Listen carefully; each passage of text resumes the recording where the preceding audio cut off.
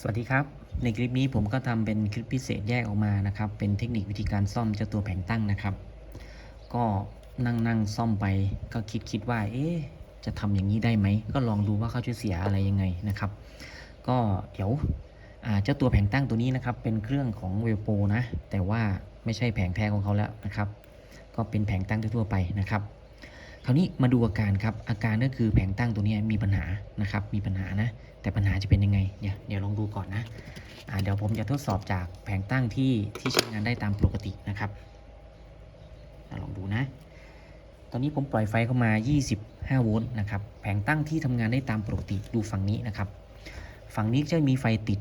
ตรงนี้เป็นไฟ 4.8 โวลต์ตรงนี้ก็จะเป็นไฟสัญญาณพัน1 2 3 4นะครับตรงนี้สุดท้ายสุดก็คือไฟเอาพุท2ดวงนี้ต้องติดนะครับถ้า2ดวงนี้ติดหมายความว่า IF4 ตัวนี้ทำงานได้ตามปกตินะถ้าเราใช้มิเตอร์วัดครับก็จะเหมือนหลักการที่เราเคยตรวจซ่อมกันมาเลยนะครับก็จะมีไฟอยู่ที่ประมาณสัก12 ถึง 14 โวลต์โดยประมาณนะครับเดี๋ยวเราวัดดูนะครับดูนะตรงนี้นะครับเนี่ย12 ถึง 14 โวลต์นะปกติทุกอย่างนะครับสัญญาณออกพร้อมที่จะได้ขยายแล้วนะครับโอเคคราวนี้เรามาดูแผงตั้งที่มีปัญหากันบ้างนะครับที่มีปัญหานะเดี๋ยวถอดออกนะครับตัวที่มีปัญหาคือตัวนี้นะครับปึ๊บเปิดเข้าไปนะ3 2 1ปั๊บเปิดเรียบร้อยนะครับพอเปิดเรียบร้อยแล้วเนี่ยเราจะเห็นว่า LED จะไม่ติดอยู่1ดวงนะครับคือตัวนี้ได้24โวลต์25โวลต์ก็คือเขาไม่ทำงานครับสัญญาณไม่ออกนะเนี่ยสัญญาณไม่ออกนะครับเพราะฉะนั้นสรุปแน่นอนว่าเสียที่เจ้าตัวแผงตั้งแล้วปัญหาต่อมาคือเราจะระบุตัวเสียได้ไงว่าเขาเสียที่ไหนนะครับเขาเสียที่ไหนคลิปนี้จึงเป็นเทคนิคเล็กๆน้อยๆนะครับที่ผมทดลองดูก็ถือว่าทำงานได้ดีนะก็โอเคอยู่นะครับแต่ต้องไม่แน่ใจว่าต้องใช้มิเตอร์แบบดิจิตอลแบบนี้นะถ้ามิเตอร์แบบยี่ห้ออื่นไม่แน่ใจจะเป็นยังไงนะครับเดี๋ยวมาติดตามกันนะครับโอเคครับเรามาต่อกันนะครับพื้นฐานเลยนะครับสิ่งที่เราจะต้องรู้นะ1นะครับไอ้เจ้าไฟที่ขา8นะครับ4.8 4.7 โวลต์นี่ต้องมีนะ IC ถึงจะทำงานได้ตรงนี้นะซึ่งถ้าบอร์ดนี้ทำสำเร็จแล้วเนี่ยเราก็จะดูง่ายนะครับก็หลอดตรงนี้ติดนะครับ LED ตรงนี้ติดก็แสดงว่ามีไฟ 4.8 โวลต์นะครับลำดับที่2ก็คือขา9จะต้องมีไฟด้วยนะครับก็ประมาณ 3.9 ถึง 4 โวลต์จากนั้นครับ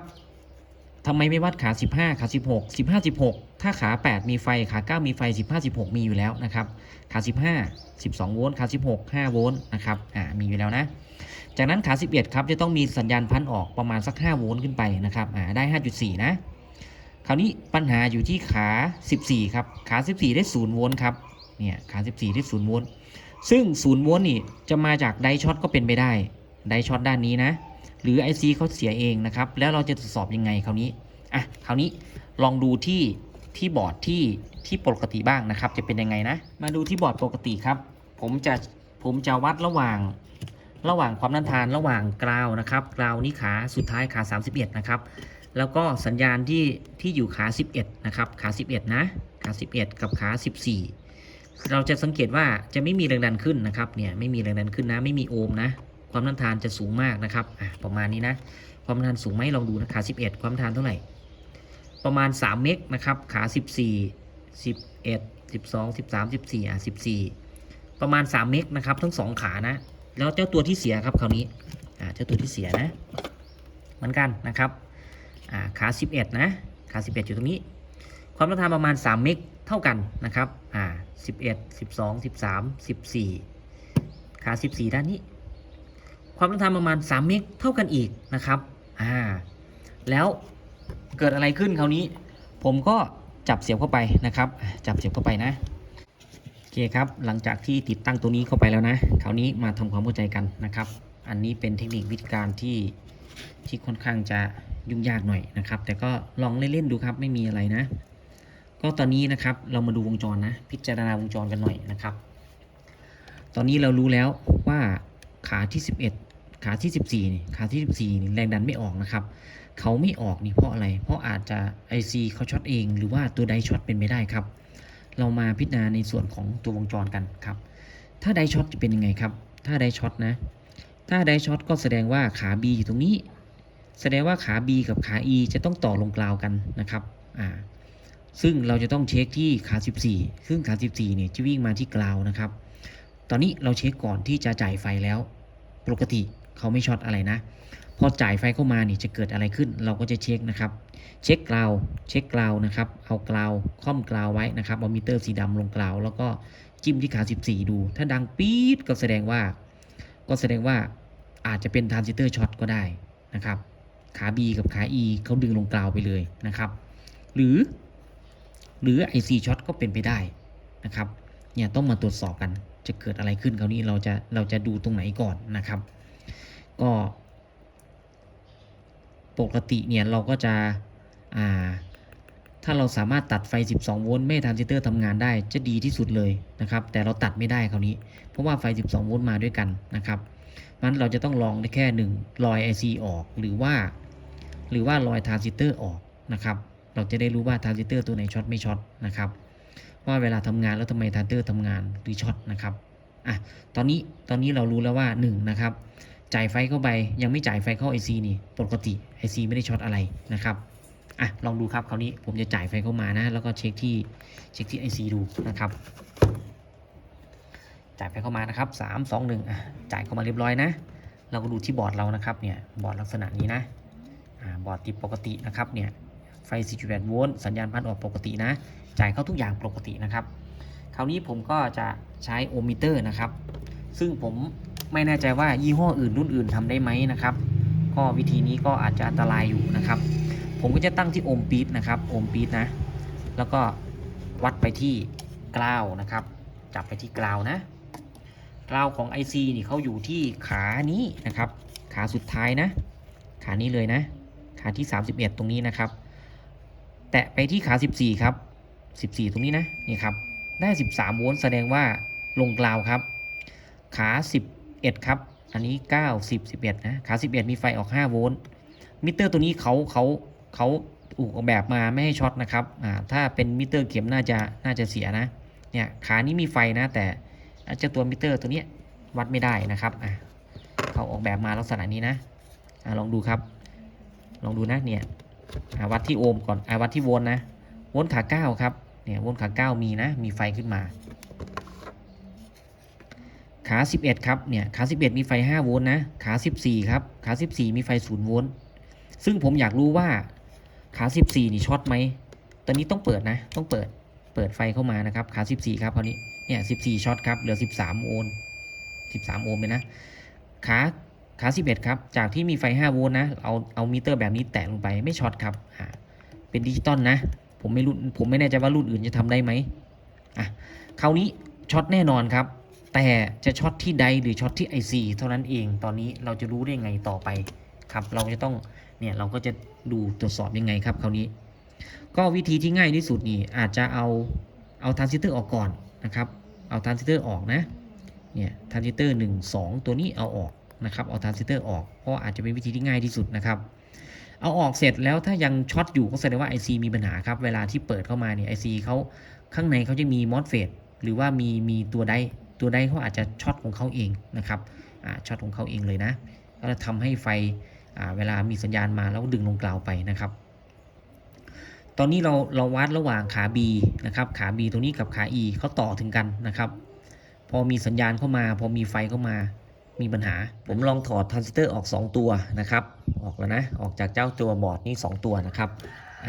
ประมาณนี้นะเหตุผลที่ถอดทรานซิสเตอร์1ก็คือง่ายนะครับง่ายนะ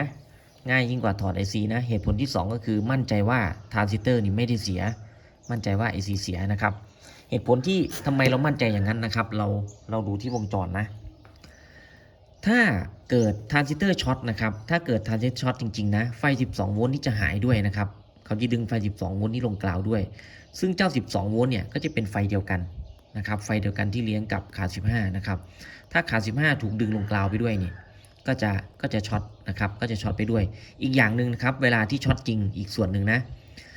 จากที่เคยเห็นไดช็อตเนี่ยถ้าไดช็อตนะครับจะมีไฟ24โวลต์ครับไฟ24โวลต์ชุดนี้นะตรงนี้เป็นไฟ24นะครับไฟ24โวลต์นี่จะวิ่งทะลุเข้ามานะครับจะมาทางไหนไม่รู้แหละนะครับแต่จะวิ่งทะลุเข้ามาปรากฏที่ขา14นะครับ มาปรากฏที่34ประมาณสัก8โวลต์9โวลต์10โวลต์อะไรประมาณนี้นะครับจะวิ่งสวนเข้ามานะครับประมาณนี้นะอันนี้เป็นอีกเทคนิคนะครับที่เราจะต้องตรวจสอบนะในคลิปนี้ไม่มีซีเรียสกันนะเพราะว่าผมลองใช้โน่นนี้นั่นดูนะครับก็ตอนนี้เรารู้แล้วแหละว่าไม่ AC เสียก็ทรานซิสเตอร์เสียนะครับเราก็ลองดูครับลองหาเทคนิคที่การใหม่ๆดูนะครับคราวนี้ผมจะเช็คที่ IC นะครับเช็คที่ IC ตรงนี้นะเช็คโอห์มปี๊ดธรรมดานะครับโอห์มปี๊ดนะตอนนี้ถอดไซเตอร์ออกแล้วก็เช็คที่ขา14เทียบกราวนะครับจะเป็นยังไงนะก็ใช้ไอตัวปิดตัวนี้นะตัวนี้นะครับตรงนี้ต้องลองดูนะว่ามิเตอร์จะได้ทุกยี่ห้อไหมหรือยังไงนะครับผมลองด้วยความที่ผมวัดผิดนะครับวัดผิดไปรอบหนึ่งก็เลยมันไม่พังไม่อะไรก็เลยลองดูนะครับแต่เป็นไฟต่ำๆนะที่ลองวัดดูนะครับเปิดไฟเข้ามา25โวลต์ครับ3 2 1เปิดเรียบร้อยนะตอนนี้ติดปกตินะมีสัญญาณพันออกแค่2ตัวนะครับลองดูครับคราวนี้เทียบกราวนะเทียบกราวปกตินะครับกราวอยู่ตรงนี้นะเทียบกราวนะจากนั้นก็เช็คที่ขา14ครับ16 15 14เนี่ย14ก็ได้ประมาณ13โอห์ม15โอห์มนะครับช็อตเหมือนเดิมครับช็อตเหมือนเดิมนะไม่มีสัญญาณออกนะครับขา11ครับขา11อันนี้9 10 11เขาไม่มีอะไรปกตินะครับเนี่ยผมไม่แน่ใจว่ามิเตอร์รุ่นอื่นจะใช้ได้ไหมแต่ที่แน่ใจสุดๆก็คือถ้าเป็นมิเตอร์เข็มใช้แบบนี้ไม่ได้ถ้าเป็นมิเตอร์เข็ม R1 จะขาดทันทีจะฟิวขาดนะครับอันนี้ได้ 5.2 โวลต์นะมีแรงดันออกนะครับอันนี้อยู่ที่0โวลต์นะครับไม่มีนะอันนี้เงื่อนไขก็คือว่าถ้าเกิดพันไม่ออกลักษณะนี้นะครับไม่ออก1ขานะไม่ออก1ขาเราก็ลองตรวจสอบแบบที่ผมตรวจสอบดูหรือว่าจะลอยตรงนี้ออกนะครับก็สุดแล้วแต่นะแล้วแต่อันนี้ผมทดลองไปด้วยซ่อมไปด้วยทดลองไปด้วยหาความรู้ไปด้วยนะครับก็เลยอยากรู้ว่าเขาจะเสียจริงๆเสียตรงไหนนะครับก็โดยที่เราไม่สุ่มนะครับไม่สุ่มหรือว่าลักษณะว่าเดาออกเลยนะครับเดาก็คือถอดออกไปเลยอย่างนี้นะครับอยากจะรู้จริงๆว่าตัวไหนเสียจริงๆนะครับประมาณนี้นะโอเค IC เสียแน่นอนนะครับผมก็จะถอด IC แล้วก็เปลี่ยน IC ตัวใหม่ใส่ดูนะครับจะเป็นยังไงนะหลังจากที่เปลี่ยน SG 3525เข้าไปเรียบร้อยแล้วนะครับตัวนี้นะตัวใหม่นะแล้วก็ใส่ซ็อกเก็ตเข้าไปนะครับแล้วก็ติดตั้งทรานซิสเตอร์ตัวเดิมเข้าไปเลยนะครับเพราะว่า IC ช็อตแน่นอน 100% อยู่แล้วนะครับคราวนี้ตรวจสอบกันเลยครับก็ใช้ตัวนี้นะครับตรงนี้ก็อยู่ในขั้นตอนพัฒนาอยู่นะครับก็เพิ่มเติมขึ้นมาเรื่อยๆนะครับลองดูครับจะเป็นยังไงนะเปิดไฟเข้ามา25โวลต์นะครับ3 2 1เปิดขึ้นมาติดเรียบร้อยนะครับก็หลอดไฟดวงแรกก็จะเป็นหลอดไฟ 4.8 โวลต์นะครับเป็นซอฟต์สตาร์ทนะแล้วก็1 2 3 4ตัวนี้ก็เป็นสัญญาณพันนะครับบอกว่ามีสัญญาณพันออกมาตรงนี้ได้เรียบร้อยแล้วนะครับแล้วก็ตัวล่าสุดตรงนี้ตัวล่าสุดตัวนี้นะครับ2-3 ตัวนี้ผมก็มีบอกว่าถ้าหลอดไฟตัวนี้ติดสว่างธรรมดาปกติไม่กระพริบอะไรก็ถือว่าสัญญาณมาครบนะครับมี5โวลต์20โวลต์โดยประมาณนี้นะครับเราลองเช็คดูครับคราวนี้จะได้5โวลต์20โวลต์ไหมตามนี้ไหมนะครับถ้าหลอดไฟกระพริบนะครับตัวนี้ไม่เกี่ยวนะตัวนี้ไม่เกี่ยวนะครับอาจจะมีอยู่จริงๆจะมีทั้งหมดอยู่1 2 3 4แต่ไอตัวเนี้ยพอร์ตพอดีว่าช่องโปรแกรมผมมันเจ๊งไปนะครับก็ใช้ทดลองแค่1 2 3ตัวนะครับลองดูนะจะเป็นยังไงตอนนี้เราเช็คไฟครับเราเช็คไฟที่ขานี้ขา23นะครับขา23ได้20โวลต์23 25ได้ 5.4 โวลต์ตัวนี้ก็27ได้20โวลต์ตรงนี้ก็ 5.4 โวลต์ปกติถือว่าปกติบอร์ดนี้ทำงานได้ตามปกติแล้วนะครับจากนั้นเราก็ลองเทส IIF ดูนะครับ1 2 3 4ชุดเทส IIF นะถ้า IIF ทำงานได้ก็จะติดไฟตรงนี้2ดวงขึ้นมานะครับลองเทสเลยนะปึ๊ดขึ้นมาเนี่ยปกตินะครับแล้วก็ลองตรวจสอบตรงนี้ดูนะครับได้13โวลต์นะครับ13โวลต์เหมือนเราเทสบอร์ดปกติเลยนะครับบอร์ดที่ใช้งานได้13โวลต์นะครับปกตินะครับแล้วก็ถอดตรงนี้ออกเราเทสเสร็จแล้วนะครับตัวนี้จะอันตรายที่สุดนะปกติแล้วครับถือว่าบอร์ดนี้ทำงานได้ตามปกติสมบูรณ์แล้วเนี่ยสมบูรณ์แล้วนะครับก็เรานำไปติดตั้งได้เลยคราวนี้ลองบอร์ดที่เขาเสียดูบ้างบอร์ดนี้นะบอร์ดนี้จะเสียอะไรลองดูครับจะเป็นยังไงนะผมก็ติดตั้งเข้าไปนะครับติดตั้งเข้าไปนะปึ๊กเสียบเข้าไปเลยนะครับ สัญญาณพันออกปกตินะแต่สิ่งที่เห็นก็คือนี่ครับหลอดไฟตัวนี้กระพริบนะนี่ครับหลอดนี้กระพริบตรงนี้จะเป็นตัวเช็คแรงดันว่าเอาพุทนี่ออกได้20โวลต์หรือว่า 5.4 โวลต์ไหมกระพริบแสดงว่าไฟเกินครับไฟเกินนะเนี่ยไฟเกินนะครับที่ทำมานะจะเป็นบอร์ดประมาณนี้นะครับอันนี้ลองดูครับเช็คที่เอาพุทดูนะเอาพุทก็เหมือนเดิมนะครับ23นะครับขาที่23เนี่ย23ออก23โวลต์นะครับขา25ออก 5.4 แล้วขานี้ก็ออก23โวลต์นี่ครับออก23โวลต์นะขานี้ออก5.5โวลต์นะครับตัวนี้จะเป็นการตรวจสอบไอตัวชุดไฟตรงนี้แหละครับว่าแรงดันที่มานี่ได้20โวลต์ไหมถ้ากระพริบเร็วๆอย่างนี้แสดงว่าเกิน20โวลต์ครับถ้าอยู่เฉยๆนิ่งๆอย่างนี้แสดงว่าใช้งานได้นะครับแล้วก็ตัวนี้คือ5โวลต์ครับตัวนี้ก็จะเป็น5โวลต์เหมือนกันแต่ว่าช่องเขาเสียไปนะครับประมาณนี้นะถ้าเกิดผมใช้บอร์ดปกติครับคราวนี้บอร์ดปกตินะบอร์ดปกตินะตัวนี้คือบอร์ดปกตินะก็เสียบเข้าไปนะครับอันนี้ใช้งานได้ปกตินะปึ๊บเสียบเข้าไปเนี่ยครับพอปกติไอ้2-3ตัวนี้ก็เงียบอยู่เฉยๆนิ่งๆนะครับเฉยๆนิ่งๆนะถ้าแรงดันตกครับจะเป็นยังไงสมมุติแรงดันตกไม่มีสัญญาณพันนะผมกดปุ่ม OC ปึ๊กเข้าไป OC ทำงานนะครับตัวนี้เกิดอะไรขึ้น